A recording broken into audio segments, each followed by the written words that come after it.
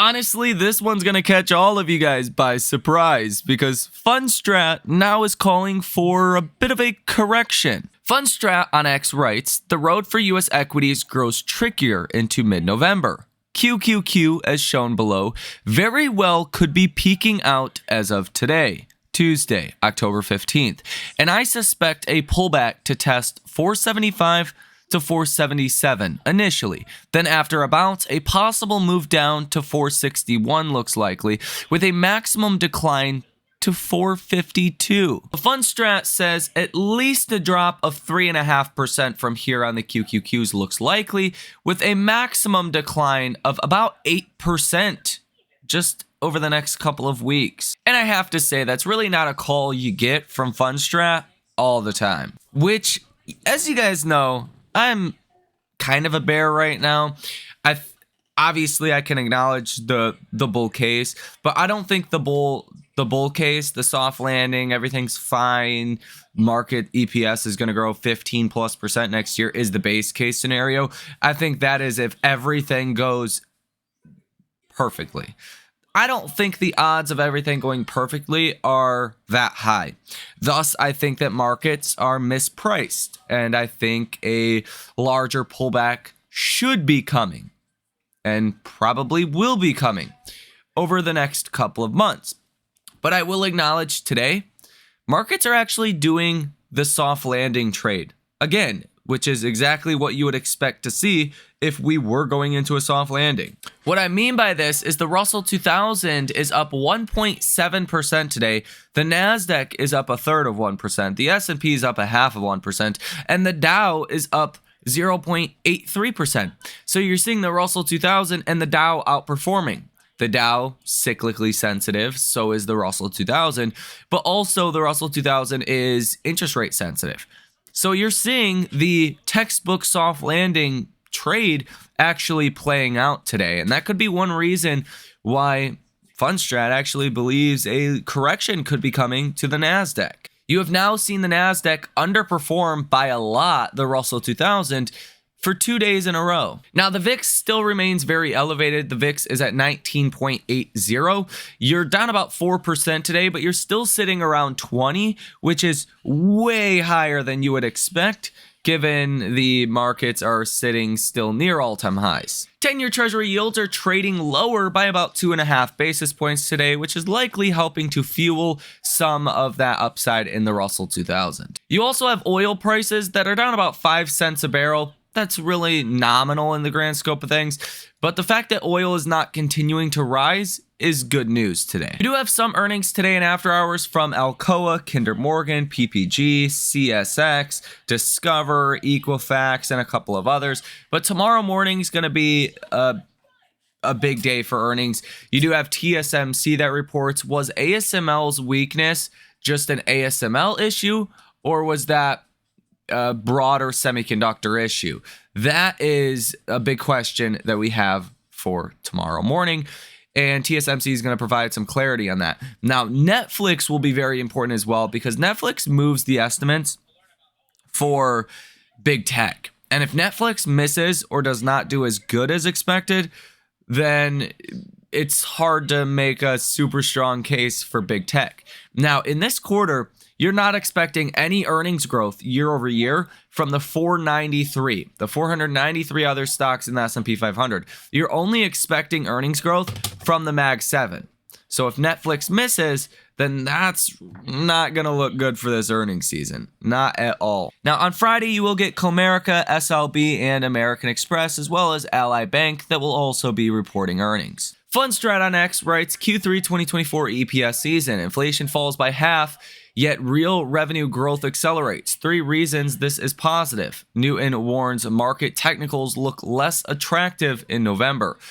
This would seem incongruent. After all, recall how the bearish take was that inflation fell from 2022 levels, then S&P 500 earnings would tank because top-line growth would fall off a cliff in nominal terms. But that has not been the case. Goldman Sachs' Scott Rubner says, get on the train. Market sell-off is canceled. Institutional investors will be forced into the market. 6,000 is too low. by year end. He said the S&P 500 will be well north of 6,000 by the end of this year. He says the equity market sell-off is canceled and a year-end rally is starting to resonate with clients shifting from hedging from the left tail to the right tail. The left tail risk is seen as a downside event in markets. The right tail is seen as obviously stocks going up to the right? It's an upside surprise. Option Geek on X writes, smart money is slowly selling into strength and buying a lot of puts. A flash crash of 3 to 4% is possible in the near term, and a VIX spike is likely soon. I mean, this is something that I've talked about here on this channel quite a bit in the last couple of days. You have earnings estimates that are falling, basically plummeting for 2025. Stocks just going straight up, basically like a short squeeze or like an upside capitulation event, and for no real reason. Like, we haven't got any data, we haven't gotten anything. In fact, 10-year treasury yields have just gotten higher, and that is strange. The stocks just ignore all bad news and selectively handpick the things we want to pay attention to. So if we were to get some kind of bad news or shockingly bad data, something like that, you would likely see a rapid catch down, which could be a 3 to 4% kind of flash crash situation. The percent of consumers saying their household financial situation is much worse off versus a year ago spiked in September to the highest since September of 2022, as per the New York Fed Consumer Survey. So yeah, I don't know if that's a big surprise to some people, but people don't feel great about this economy. Guilherme Tavares writes, a bullish engulfing pattern above the upper Bollinger Bands are quite rare. One occurred recently, leading to a maximum drawdown of around 9% in the S&P 500. This was from late July into early August, when you had the Japanese yen carry trade freakout. Ryan Dietrich writes on X, the good news is this is the third year of the bull market. And if they make it this far, they tend to have multiple years left in them. The bad news is the third year tends to be choppy and rather weak, with a higher positivity rate of 62.5% and a average return of only 2.1%. So after all, even if we do achieve a soft landing, as Wall Street is currently pricing in, we may need some digestion period because we've already kind of priced that in, and upside surprises, I think, over the next 12 months are going to be pretty rare. And just in case you did not know, the S&P 500's trailing 1 and 2 year returns are well above the 95th percentile relative to all other periods in the post-World War II period. So you are in the top 95th percentile of market rallies. And Stanley Druckenmiller, the legendary investor, has said that the market is convinced Donald Trump will win the U.S. presidency. And part of that has to do with Trump now leading in every battleground state, according to Polymarket. In other news today, U.S. import prices plummet, signaling brighter inflation prospects. U.S. import prices fell 0.4% in September, marking the largest decline in 9 months, driven by lower energy and food costs. This drop comes after a revised 0.2% decrease in August. Year over year, import prices dipped 0.1%, a shift from the previous 0.8% increase. Dan Ives writes on X, we believe over the next 6 to 9 months, the race to $4 trillion market cap in big tech will be key between Nvidia, Apple, and Microsoft. We believe the stage is set for tech stocks for another 20% move higher in 2025, with this tech bull market led by the AI revolution. Ryan Dietrich writes, going back 50 years, if a bull market makes it past its second birthday like this one, that is a great sign many more years could be left in the tank. 5 bull markets made it this far, and the shortest was at least 5 years old when it ended. S&P 500 as well on a monthly candlestick chart is now overextended on the RSI. After all, you have been green 11 of the past 12 months, and this doesn't happen all of the time. You are getting a bearish divergence though on the RSI, where you're hitting lower highs, right? And right about now, if this bullet bearish divergence is going to hold up, you will start to see some market weakening. You can also look at this on the weekly candlestick chart as well for the RSI and look for this divergence where you continue to hit higher lows with the RSI now almost being above 70, sitting at 69.44. Now, we do have some economic data coming out tomorrow morning that will be very important. But first off, we should start with the earnings outlook because the earnings outlook will be first, right? That's kind of the first of mind for investors is earnings. Now, I think the economic data will be a little bit more important tomorrow morning just because the only real company that we have that markets are going to care about is TSMC. TSMC's a little bit closer down the food chain to something like Nvidia compared to even ASML. So ASML had basically a warning to give us where their orders plummeted 50%, and that's what caused Nvidia and other AI stocks to sell off yesterday. If TSMC says something similar, that orders are down a lot, that would be a big problem. Now, I'm not expecting that, but if we do get bad guidance or anything that's kind of shaky in those earnings tomorrow morning from TSMC, you are going to get weakness in markets. That's really the bottom line.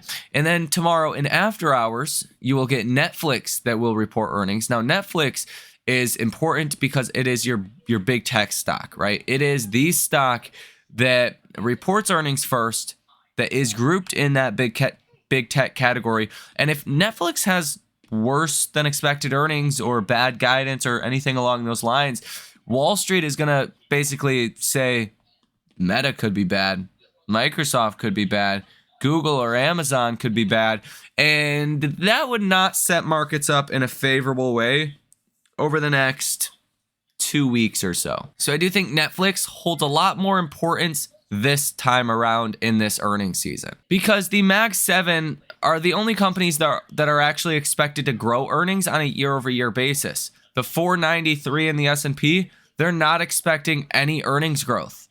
So if you get bad news from Netflix and it looks like earnings will not be as good from other big tech names, that becomes a colossal problem. Now, tomorrow morning, we are going to have some very important economic data.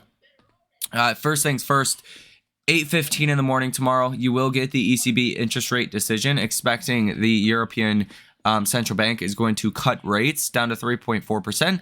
I don't think that's going to move the markets, at least for us, but we'll see. Retail sales month over month are expected at 0.3%. Last month, you were at 0.1%. So you're actually expecting retail sales will pick up, that things got better on a month over month basis. That's a high estimate. I don't feel confident that we're going to beat that. Would it surprise me if we do? Absolutely not. But it seems like a high estimate given what we're actually seeing going on in the economy, right? That just doesn't make a whole lot of sense to me. We could actually come in negative for tomorrow, and that would be a big problem if we do get a negative retail sales number or a really low retail sales number.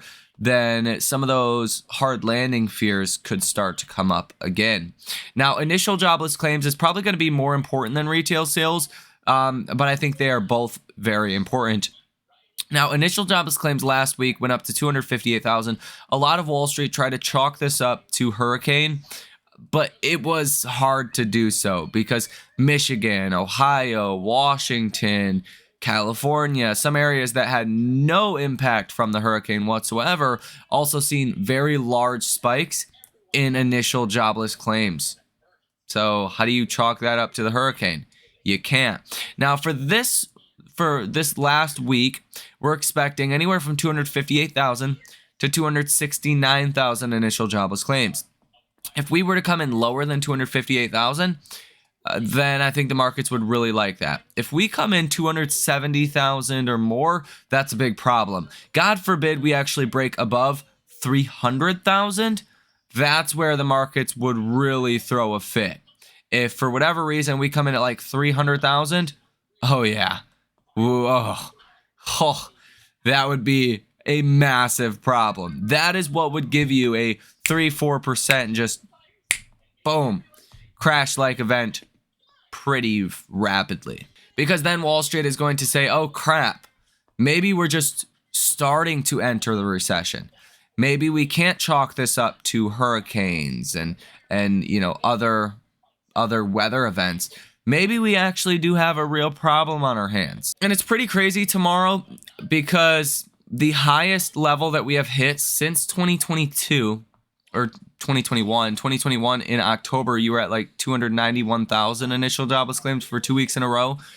But ever since then, the highest level you hit was June of 2023 at 261,000. And then you hit another high August 5th of 2023 at 258,000. If you see a large spike again, something like 275 to 290,000, that's really going to concern Wall Street. And I do think this is a real risk heading into tomorrow when the markets are as complacent as they are right now. Last week's initial jobless claims was the highest level in 14 months. It says largely driven by substantial increases in Michigan and states affected by Hurricane Helene. In Michigan alone, claims surged by 10,667 over the past 2 weeks, primarily due to layoffs in the manufacturing and management sectors. North Carolina, Florida also saw notable increases with claims rising from 8,500 and 3,800 respectively. Additionally, outstanding claims climbed by 42,000 to 1.861 million during the previous week. So again, the compilation of the data that we get tomorrow, what states are filing more, unemployment claims will also be important. If it's just hurricane states, markets might be able to shrug that off.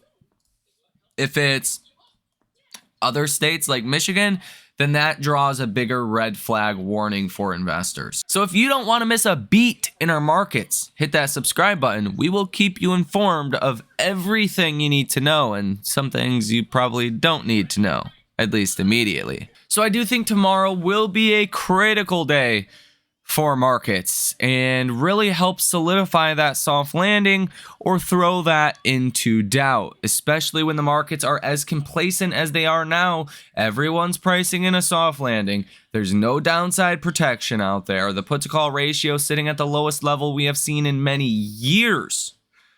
I mean, earnings estimates have already been falling. There's not much of a backdrop to support markets at these levels, especially not with 10-year treasury yields that have been rising and the geopolitical tensions that we're currently facing. So I don't know. It just feels like we are at a very pivotal, fork in the road kind of moment. Let me know your thoughts down below in the comment section. Hit the like button as well as subscribe to the channel if you have not done so already. Stay safe out there, and I will see you in the next one.